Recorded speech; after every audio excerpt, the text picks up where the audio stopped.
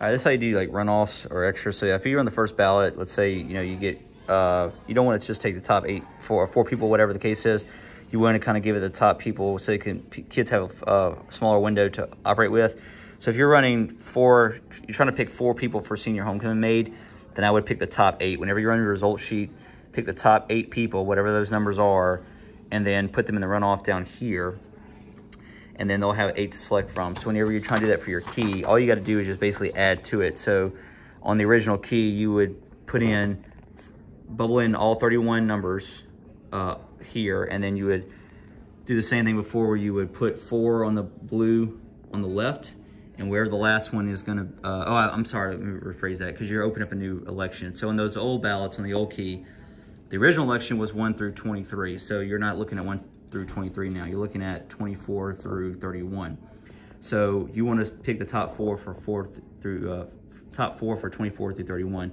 So you put 4 bullets on the left. So you put 2 there on the left, 2 up here on the left, and you would close out at 31. So you put a right bullet on the thermal 31 on the right side.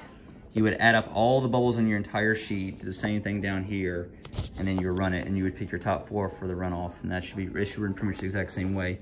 Same thing for class officers. Class officers, you will add all the way down to 17, so you would bubble in 1 through 17. Your new elections are 14 and 15, so you would bubble in the left one for 14 on the blue, and bubble in the right one for 15, 16, 17, same thing. Left for 16, right, because you're only picking 1 person per category, and that will get you a runoff. Basically, unless somebody wins 51% of the vote, they have to go to runoff. Even if it's clearly going to probably be a winner. Even if it's in a May runoff and they've already hit 51%, I still have them run off again. That way there's no confusion, and that way it's kind of fair. That way you don't have like a less person and those votes go somewhere else and make somebody else win. So 51% in these class officer elections to win outright. If not, they have to have a runoff election.